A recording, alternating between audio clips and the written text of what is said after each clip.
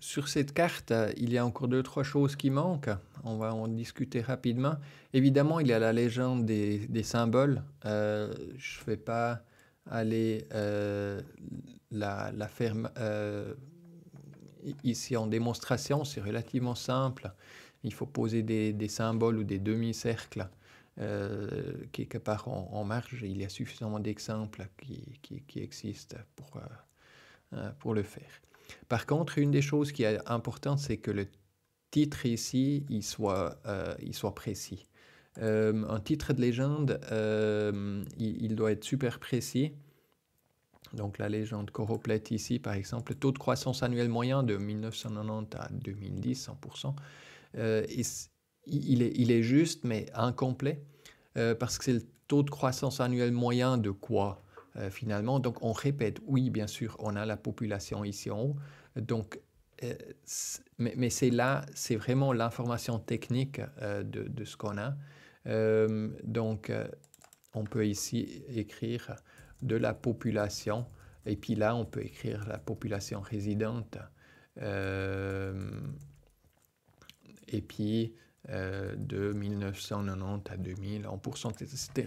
Ça peut être relativement lent, il n'y a pas trop de soucis, mais ça doit être l'information qui nous permet de comprendre ce qui est ici dans la carte. Dans certains cas, on note aussi encore un commentaire, comment ça a été calculé, comment on doit interpréter l'indicateur.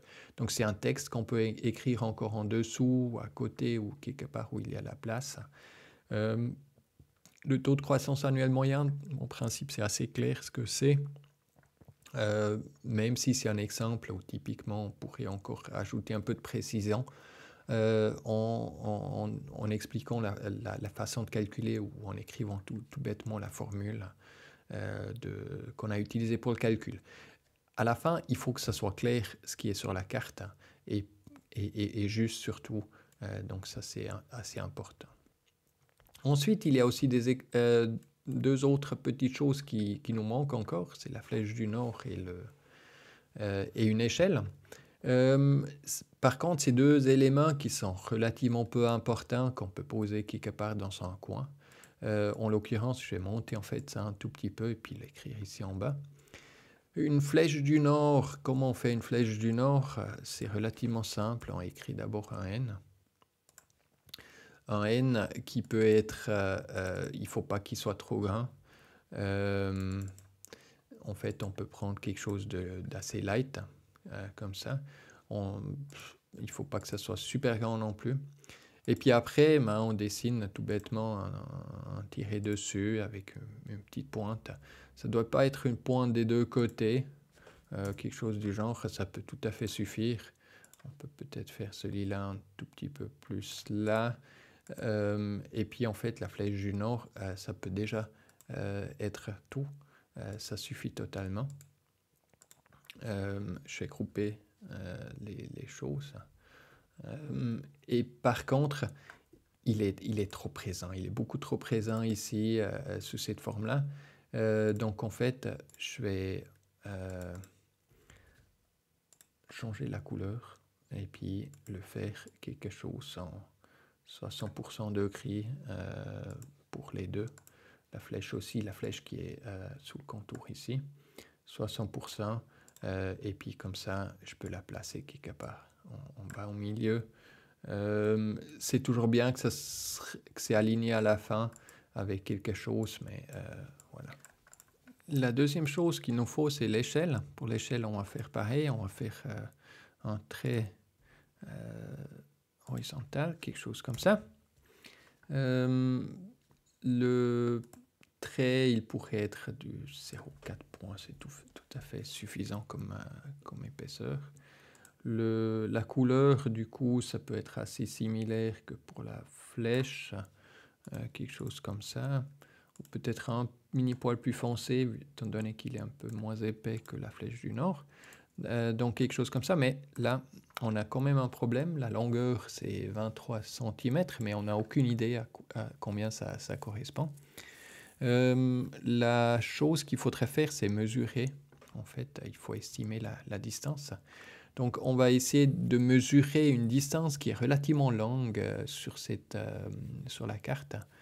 On va aller regarder, on va prendre en principe un logiciel, on peut le faire avec un SIG ou avec par exemple Google Earth, on va utiliser Google Earth pour le faire. Sur quelque chose comme Google Maps, c'est souvent, ils sont des déformations qui sont liées à la projection, donc c'est pas idéal, surtout assez au nord. Comme l'Alaska, il y a des déformations parfois importantes dues à la projection. Donc là, on va aller dans Google Earth et puis en fait, on va chercher l'Alaska tout bêtement, il est quelque part là. On va regarder ce qu'on reconnaît bien. Un point qu'on reconnaît bien, peut-être, c'est cette frontière avec le Canada, ici, ce point ici. Et puis, je cherchais quelque chose ici en bas. J'ai pas mal de problèmes avec ces petites îles-là, donc je vais peut-être prendre celle-là. Elle est bien, bien visible. Donc, je vais mesurer avec l'outil de mesure dans Google Earth, qui est disponible ici. Je peux prendre, en fait, je peux cliquer. Et puis, je mesure.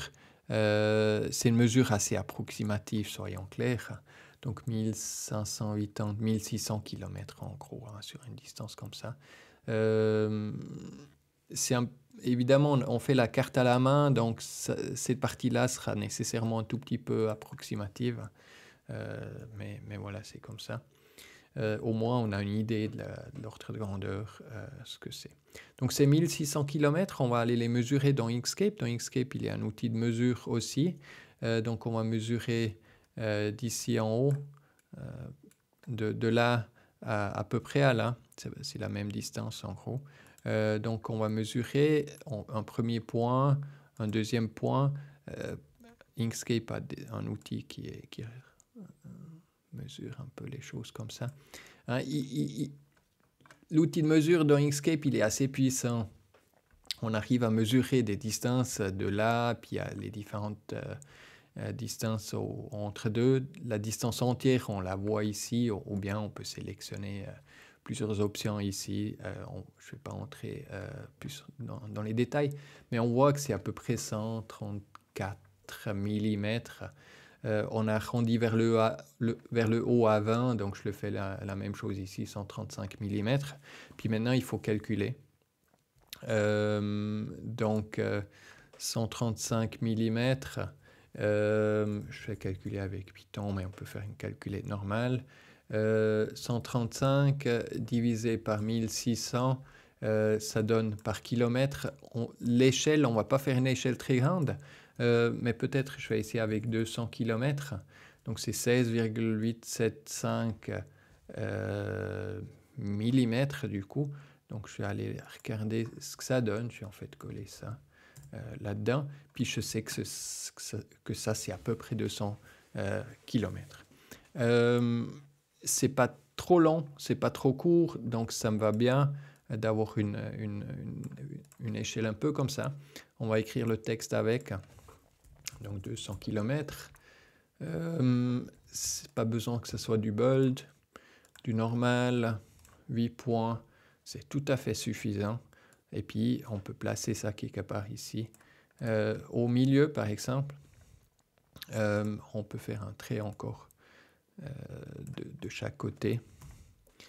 Là aussi, même chose que celui-là, un trait fin. 50%, quelque chose comme ça, 0,4 points, je crois que j'avais pris. Et puis celui-là, on peut le poser à peu près au milieu. Puis là, il y a l'encre, le snapping qui me pose quelques problèmes. Oups, il faut dupliquer d'abord. Et puis après, quelque chose comme ça. C'est encore un tout petit peu le trait, il passe à travers, c'est pas très joli. Ce qu'on va faire, c'est on va en fait le dupliquer et puis on va le faire de chaque côté seulement. Je vais sélectionner l'autre. Celui-là, il va là. Quelque chose du genre, ça serait bien que ça soit à peu près au milieu ici. Et puis ça fait une flèche qui a une échelle qui est assez correcte. Euh, donc là, il me semble que j'ai modifié l'épaisseur, mais on pourrait vérifier ça. C'est toujours 0,4, donc ça va bien. Euh, la couleur, là aussi, il faut que ça soit à peu près la même chose. Il ne faut pas que ce soit du noir, pas nécessaire. Donc on va faire quelque chose qui a l'air à peu près la même chose. On va regarder 200 km comme ça va bien. On va les poser peut-être dessous. Ou même là, sous l'océan Pacifique, on fait une sorte de groupe avec les deux ensemble.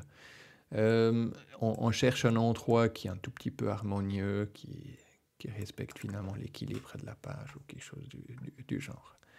Donc voilà, donc ça c'est à peu près les éléments qu'il faut mettre en termes d'habillage dessus. Évidemment, il y a la deuxième légende qui manque, il y a 2-3 éléments qui ne sont pas encore complets, mais dans les grandes lignes, c'est à ça que ça doit ressembler.